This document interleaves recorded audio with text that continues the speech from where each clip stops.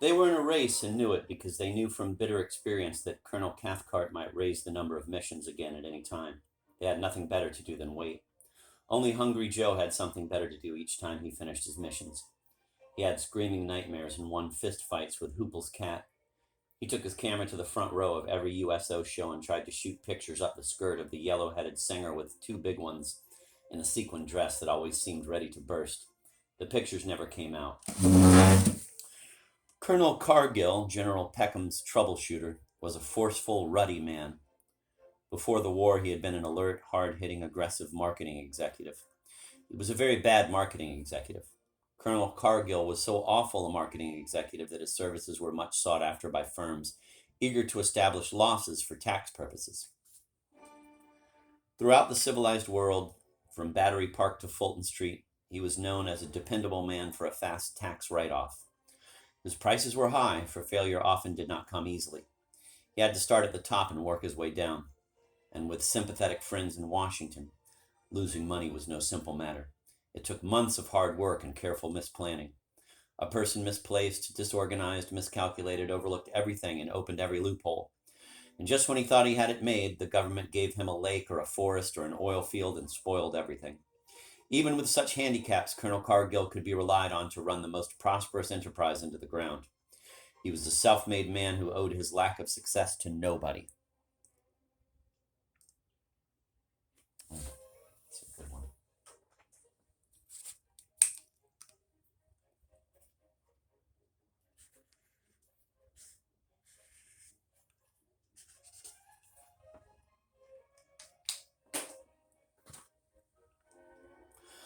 Men, Colonel Cargill began in Yossarian's squadron, measuring his pauses carefully. You're American officers. The officers of no other army in the world can make that statement. Think about it. Sergeant Knight thought about it and then politely informed Colonel Cargill that he was addressing the enlisted men and that the officers were to be found waiting for him on the other side of the squadron. Colonel Cargill thanked him crisply and glowed with self-satisfaction as he strode across the area. It made him proud to observe that 29 months in the service had not blunted his genius for ineptitude.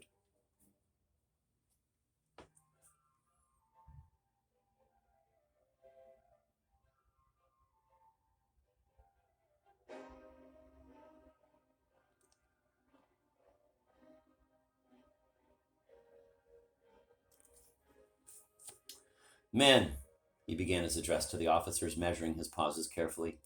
You're American officers. The officers of no other army in the world can make that statement. Think about it. He waited a moment to permit them to think about it. These people are your guests, he shouted suddenly.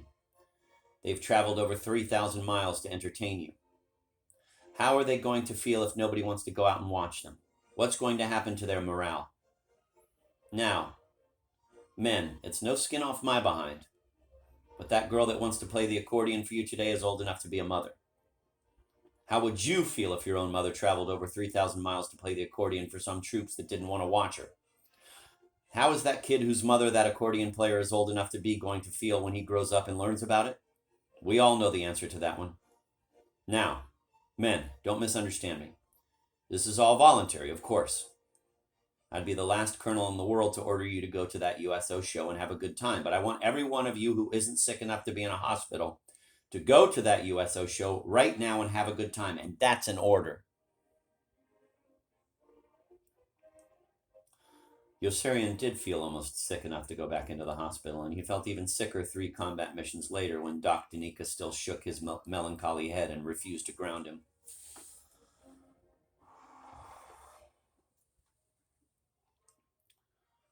You think you've got troubles? Doc Danica rebuked him grievingly. What about me?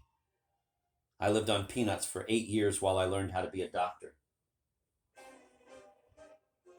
After the peanuts, I lived on chicken feed in my own office until I could build up a practice decent enough to even pay expenses. Then, just as the shop was finally starting to show a profit, they drafted me. I don't know what you're complaining about. Doc Danica was Yossarian's friend and would do just about nothing in his power to help him. Yossarian listened very carefully as Doc Danica told him about Colonel Cathcart at Group, who wanted to be a general, about General Dreidel at Wing and General Dreedel's nurse. and about all the other generals at 27th Air Force headquarters who insisted on only 40 missions as a completed tour of duty. Why don't you just smile and make the best of it, he advised Yossarian glumly. Be like Havermeyer. Yossarian shuddered at the suggestion. Havermeyer was a lead bombardier who never took evasive action going into the target, and thereby increased the danger of all the men who flew in the same formation with him. Havermeyer, why the hell don't you ever take evasive action? They would demand in a rage after the mission. Hey, you men leave Captain Havermeyer alone, Colonel Cathcart would order. He's the best damned bombardier we got. Havermeyer grinned and nodded and tried to explain how he dum-dummed the bullets with a hunting knife before he fired them at the field mice in his tent every night. Havermeyer was the best damned bombardier they had, but he flew straight and level all the way from the IP to the target and even far beyond the target until he saw the falling bomb strike ground and explode in a darting spurt of abrupt orange that flashed beneath the swirling pall of smoke and pulverized debris geysering up wildly in huge, rolling waves of gray and black. Havermeyer held mortal men rigid in 6 planes as steady and still as sitting ducks while he followed the bombs all the way down through the plexiglass nose with deep interest and gave the German gunners below all the time they needed to set their sights and take their aim and pull their triggers or lanyards or switches or whatever the hell they did pull when they wanted to kill people they didn't know.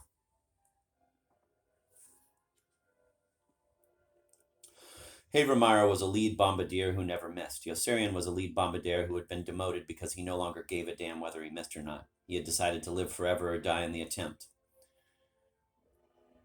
And his only mission each time he went up was to come down alive. The men had loved flying behind Yossarian, who used to come barreling in over the target from all directions and every height, climbing and diving and twisting and turning so steeply and sharply that it was all the pilots of the other 5 planes could do to stay in formation with him, leveling out only for the 2 or 3 seconds it took for the bombs to drop and then zooming off again with an aching howl of engines, and wrenching his flight through the air so violently as he wove his way through the filthy barrages of flak that the 6 planes were soon flung out all over the sky like prayers, each one a pushover for the German fighters, which was just fine with Yossarian, for there were no German fighters anymore, and he did not want any exploding planes near his when they exploded. Only when all the Sturm und Drang had been left far behind would he tip his flak helmet back wearily on his sweating head and stop barking directions to Mick Watt in the controls, who had nothing better to wonder about at a time like that than where the bombs had fallen. "Bomb bay clear," Sergeant Knight in the back would announce. "Did we hit the bridge?" Mick Watt would ask. "I couldn't see, sir. I kept getting bounced around back here pretty hard and I couldn't see.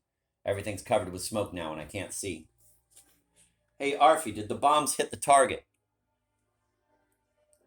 "What target?" Captain Aardvark, Yossarian's plump, pipe-smoking navigator, would say from the confusion of maps he had created at Yossarian's side and the nose of the ship. "I don't think we're at the target yet, are we?"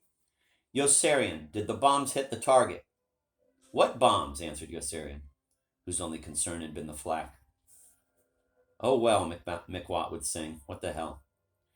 Yossarian did not give a damn whether he hit the target or not, just as long as Havermeyer or one of the other lead bombardiers did, and they never had to go back.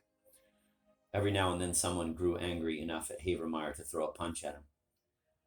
"I said you men leave Captain Havermeyer alone," Colonel Cathcart warned them all angrily. "I said he's the best damned bombardier we've got, didn't I?"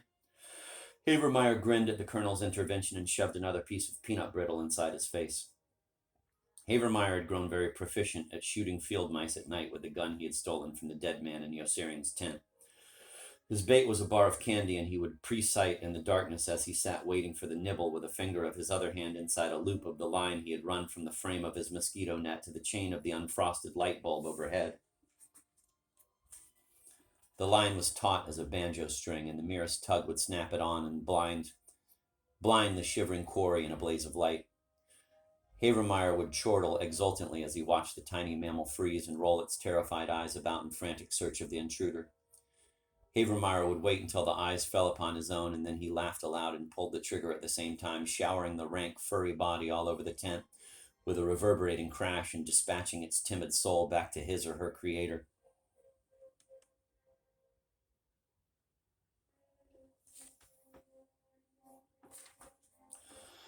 Late one night, Havermeyer fired a shot at a mouse that brought Hungry Joe bolting out at him barefoot, ranting at the top of his screechy voice and emptying his own .45 into Havermeyer's tent as he came charging down one side of the ditch and up the other and vanished all at once, inside one of the slit trenches that had appeared like magic beside every tent the morning after Milo Minderbender had bombed the squadron.